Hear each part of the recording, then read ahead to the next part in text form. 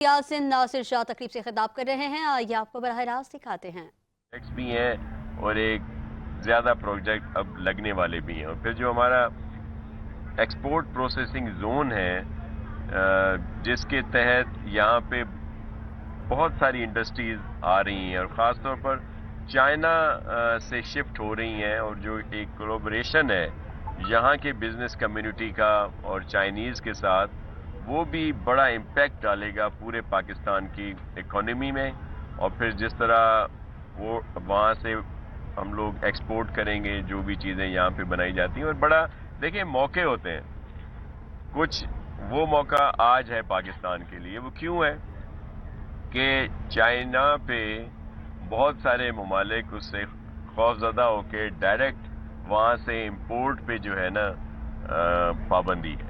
तो वो एक वेन्यू हमें मौसर है कि पाकिस्तान में वो इंडस्ट्री आ रही है, क्योंकि यहाँ से अगर कोई चीज़ एक्सपोर्ट होगी तो वेस्ट और ख़ास तौर पर अमेरिका में उस इंपोर्ट पर कोई पाबंदी नहीं है।